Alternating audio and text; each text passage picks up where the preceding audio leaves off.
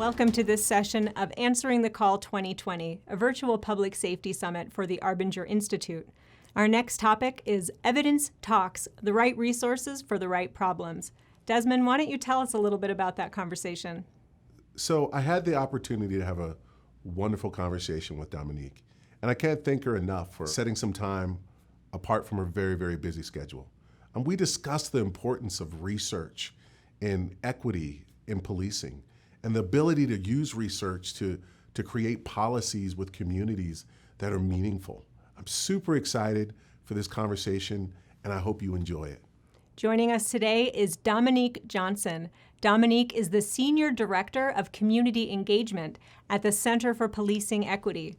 Dominique believes in the power of community, the lived experiences, expertise, and collective influence, anchoring a quest to uplift community-centered, equitable policing practices.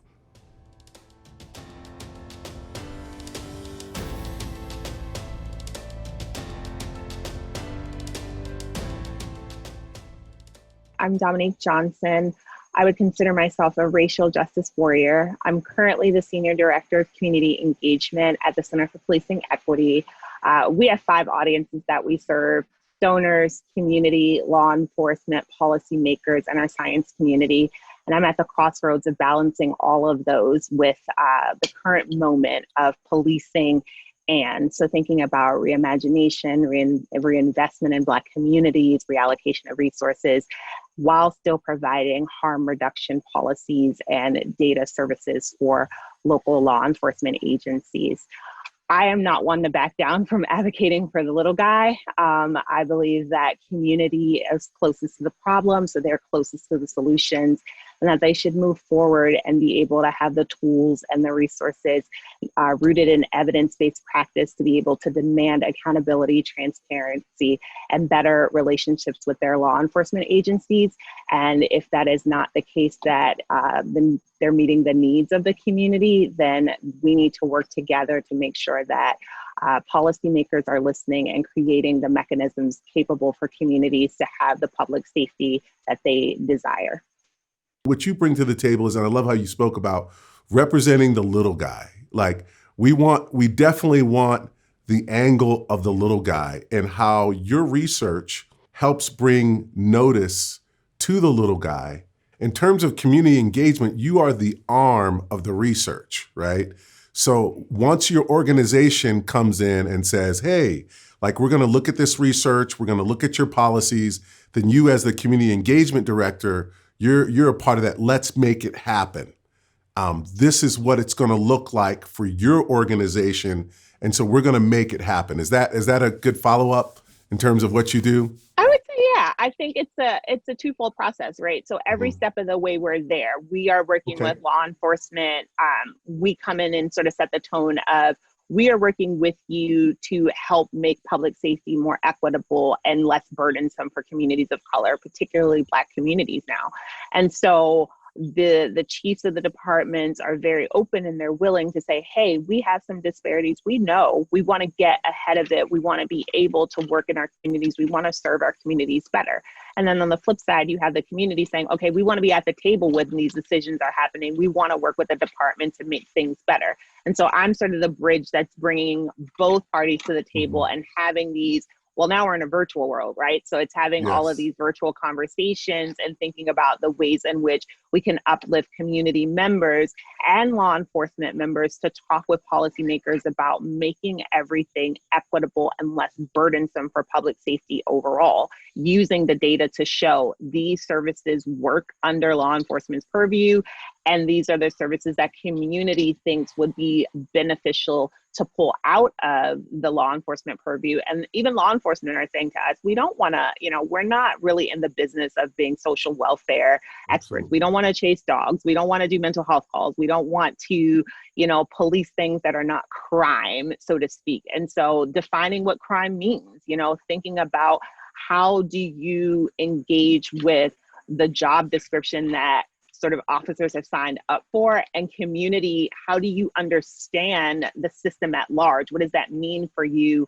How do you feel about it? How are these job descriptions as they are right now in this system meeting your needs or not meeting your needs? and then getting everybody to sort of talk about it and have actionable steps to move forward. You know, I've heard a lot of comments from chiefs of police across the country. They're like, you know, some of the things we're tasked to do as law enforcement officers were things that we were never meant, you know, to be engaging in some levels. You talked a little bit about how some of the things that law enforcement are doing are burdensome to them. Can you give me some examples? I know mental health engagement is one. Are there any other examples of something like that might be burdensome? Huh? There are a lot of things. So one of I could run you a list, right? So when we talk to chiefs and line officers, they're saying we're chasing dogs.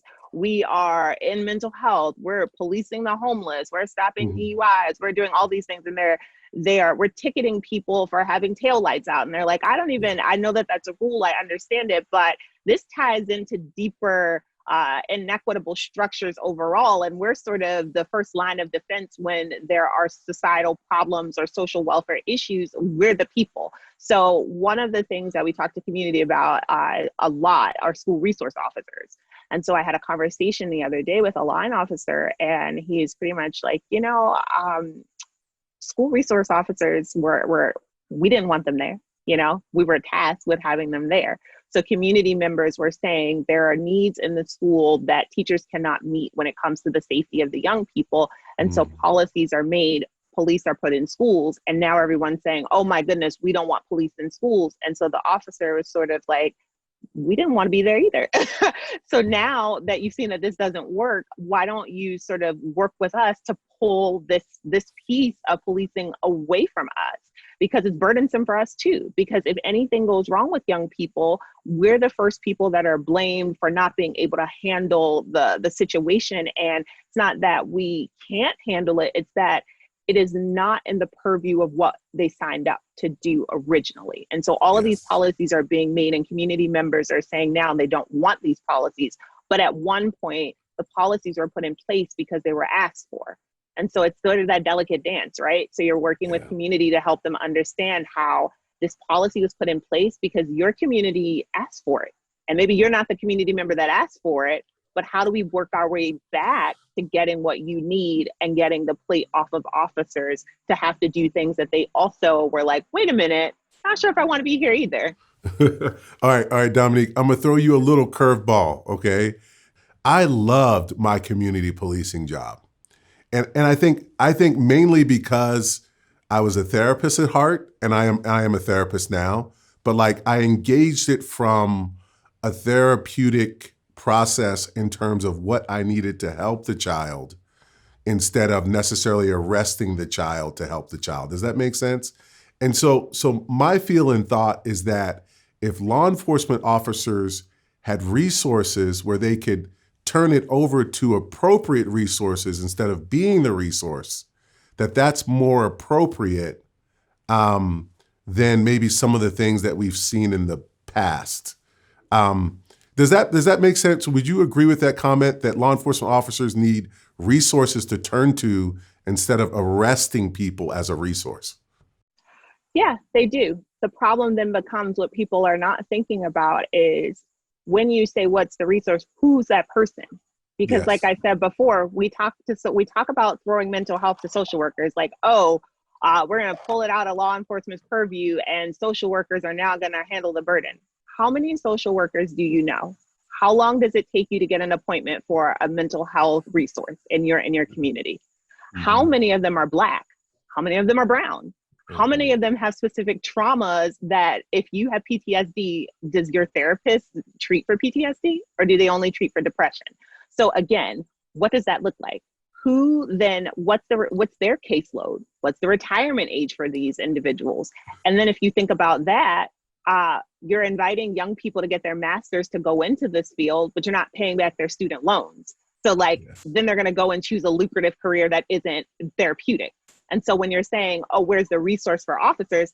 There are no resources because there are other entities and structures that have compressed our need to connect and communicate with folks to be able to be a village.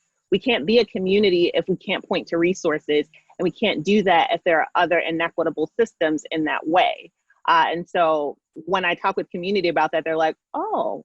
And then when I talk to officers about it, they're like, makes a lot of sense. And when you talk to them in the room together, everybody's raising their hand like, maybe we should talk to social workers now and see how we can all connect. Oh, well, that's fantastic.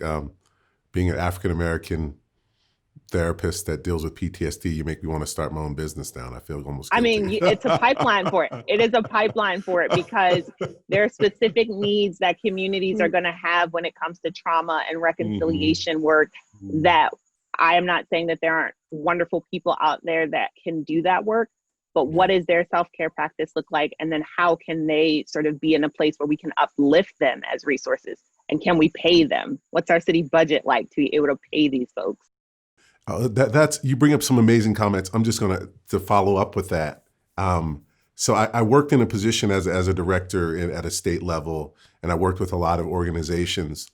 And we were in the process of creating 3 homeless shelters. And I noticed that a lot of funding was spent in creating law enforcement officer positions to be in the front line of the homeless agent, the homeless building. So they come in and the first thing they see is a law enforcement officer trying to check them in. So it sounds like from your experience, if we're going to be investing in things that aren't law enforcement, let's not use law enforcement officers in those particular things. Well, here's the thing. There's a delicate dance that you have to do with that, right? Yes. You can't pull officers out tomorrow. So you have to be working on the harm reduction of that. What does it look like if you pull a certain percentage of them out of the place? What measure that? See if that's effective. Does it meet community's needs? Does it meet law enforcement's needs? But then you also have to think about it from a perspective of what other salaries could be paid if you did pull those folks away, right? So you could then have people who greet you at the door that are healers and not officers. But in the society that we live in currently, I think there's a stigma around being homeless, right? So people are really, the law enforcement is a symbol of us versus them. So if you're meeting someone, if they're coming into a shelter or an agency as a homeless person, they're already seeing that this place isn't for me. And so when you guys talk about seeing people as people here at Arbinger, I think that's the number one step right there, right? Seeing people as people. And maybe if the officers, if we're doing like harm reduction, we're slowly pulling them out. Maybe they don't wear their badges and they wear plain clothes, and they support in that way. It's presentation. It's how you're engaging with the community at large.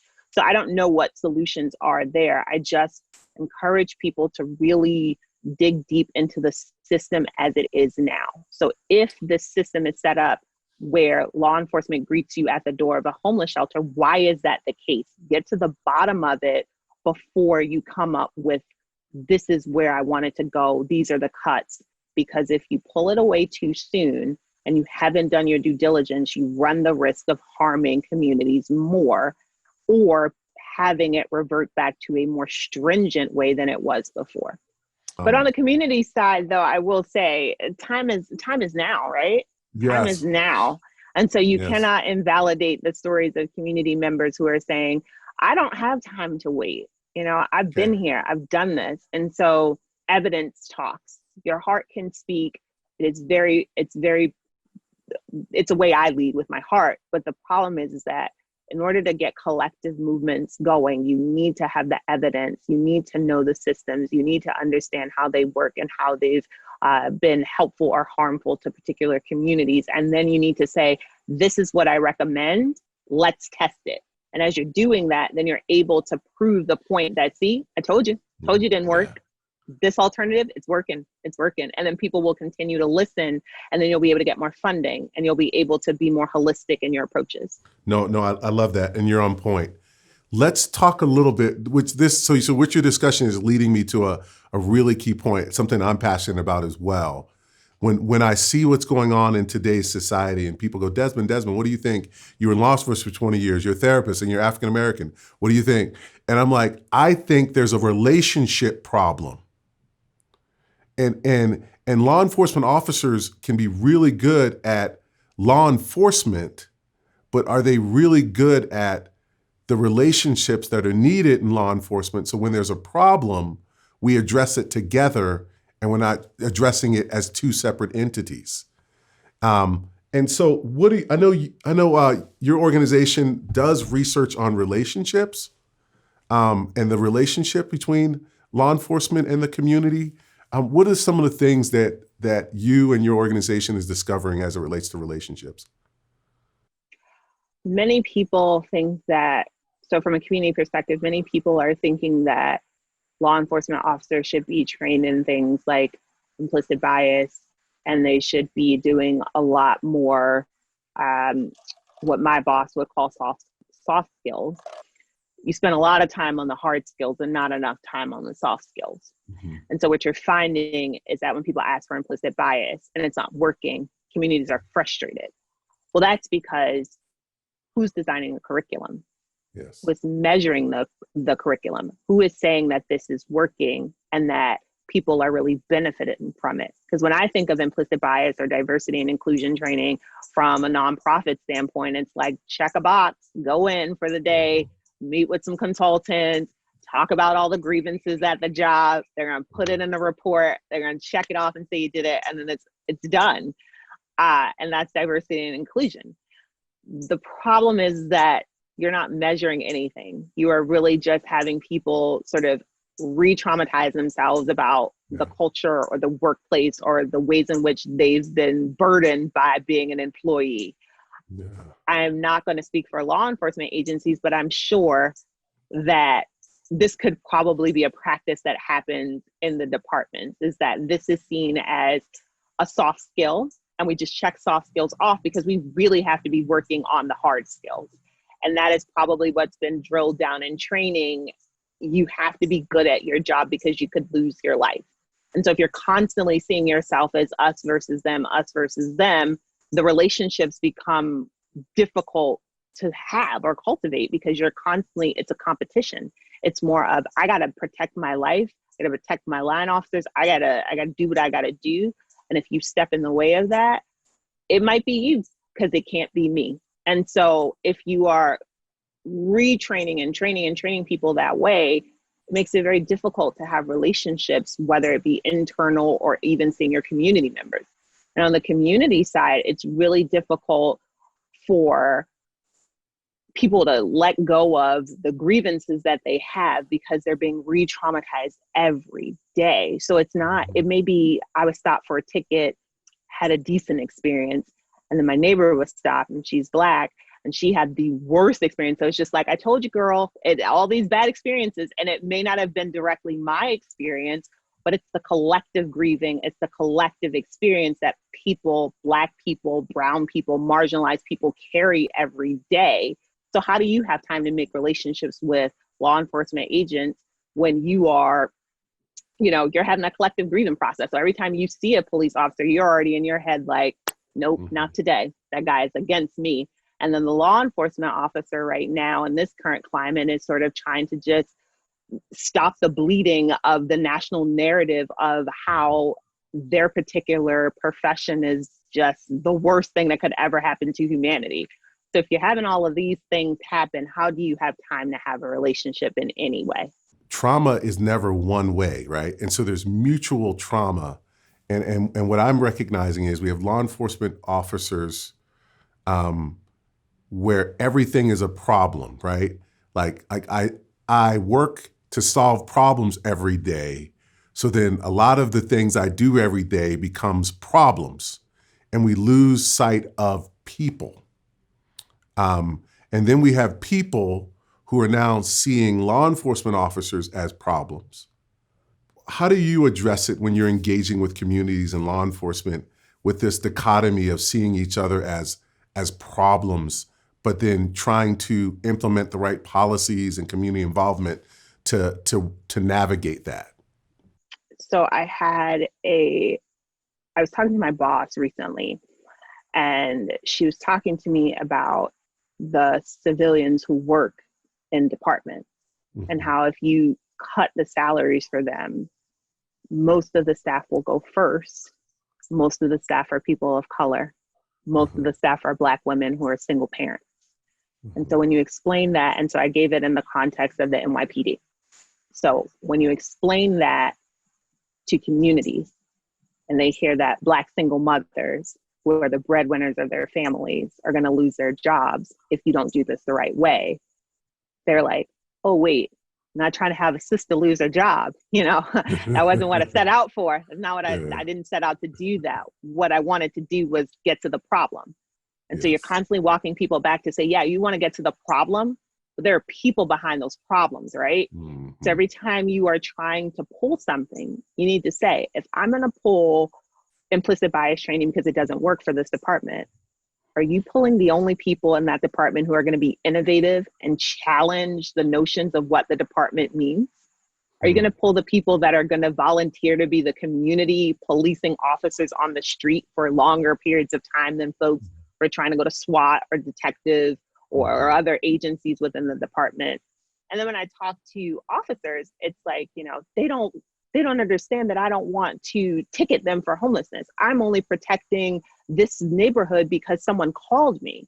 Yeah. Well, have you thought when someone calls you, you should go to their door and say, hey, ma'am, what's really the problem here?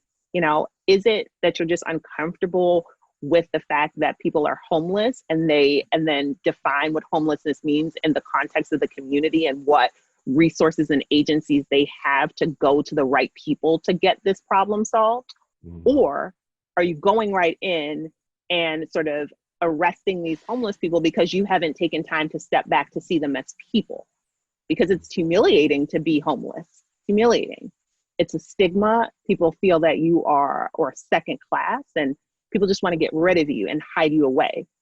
So officers could go and engage and talk to the people who are making these calls to say, hey, why are you making these calls? Step back. This is a person. So why don't you take a step back? And maybe this isn't the place or the time to contact us about this issue right now. So giving people a chance to walk themselves through their processes of why they do what they do is really important. And that's what I do every day, all the time. I'm sort of helping people or playing devil's advocate in a way that makes people say, well, didn't want that. It's like dominoes, you pull one and all of them fall down. So make sure you're pulling the right one. Or Jenga, the game of Jenga, when you're pulling out. I just think people really got to take a step back first. And once you sort of explain to them these different pieces, they're like, oh, I'll take a second. And so in seeing people as people, like you said, and in challenging, I love how you every day you're challenging, like, this is a person. How helpful is that? How is that received from the other side? And how helpful is that as you're helping people engage that? I think you always lead with statistics. I say that as someone coming from CPE. I am not a data person, but I value data. Like, I leave it to the data virtuosos on our team, but I value the importance of being able to speak truth to power with facts. When we're talking with communities, it's really about having them understand that you cannot make these sweeping approaches without a plan. So people come and they say, oh, I want justice. And it's like, don't we all? What does that mean? Justice for me, I'm a racial justice warrior, but for you, it could mean social justice. It could mean gender justice. It could be economic justice, like environmental justice. I remember yesterday I was talking to a community member. They have a task force that they put together. They're reimagining their public safety, starting with policing. And the first thing that she says is, I want to know about quotas in the department. I'm like, what kind of quotas? She's like, what do you mean quotas? Quotas. And I'm like, are you talking about hiring quotas? Are you talking about recruitment quotas? Are you talking about traffic stop quotas? Like, what kind of quotas are you speaking about? And so she's like, all of them. And I said, no, if your question is this, then what you're trying to get at is this. And she's like, oh. And so it changes the whole conversation, because if you say all quotas, and the chief brings you back, he's working in this process, and he brings you back a quota about hiring, and you're like, I didn't ask for hiring, you're hiding something. And it's like, no, you said quotas. You didn't say what kind of quotas. So what the chief is hearing is, I'll be transparent, I'll give you our hiring quotas, and you didn't ask for that. But it's not that you didn't ask for it. You didn't ask specifically what you were looking for. And so it's kind of, again, as I always say, this delicate dance of making people understand that if you're not asking for specific things, if you're coming with an approach, if you're coming with a general statement, you're not going to get the results that you're hoping for. And the results are really crucial in this moment, whether that is getting someone to be empathetic to this, to what's happening, whether that's having them put their pen to paper and sign policies, whether that's just advancing the conversation and keeping this pressure on the country to really reckon with its history. All of those pieces and all of those people play a part in making this ecosystem work. The problem becomes folks are not willing to sort of manage their expectations, sit back, and really continue to challenge with plans. Until you understand the system, until you understand the impacts of the community, the impacts of that system on the community, you cannot have evidence-based, practical solutions that will be sustainable. And so if you work together with law enforcement to understand those nuances, you have a better idea of where you can reimagine public safety.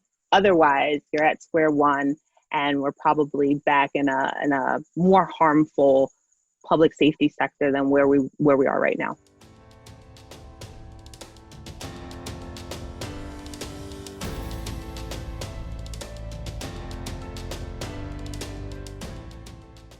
Desmond, tell everybody more about the workshop we have coming up on October 14th and 15th and the offer we have for people who signed up today. Absolutely. We're going to provide a virtual training, Outward Mindset in Public Safety. It's a 2-day program from October 14th to 15th. And because you register to this event, we have a buy one, get one free offer. You can sign up for that training. You can have one of your fellow officers or fellow partners in public safety sign up as well. It's a great opportunity to take a deeper dive in some of the things that you've learned in the past few hours. And Desmond, you are uniquely positioned to facilitate these workshops because of your background. Yeah, absolutely. 20-year public safety officer. I've worked in corrections. I've worked in law enforcement. And I've worked in adult probation and parole over the course of that 20 years. And so I've had a variety of experiences that we can bring to life and be able to utilize some of the things, some of these principles directly for public safety officers. You can look forward to more details about that in the follow-up email from this summit.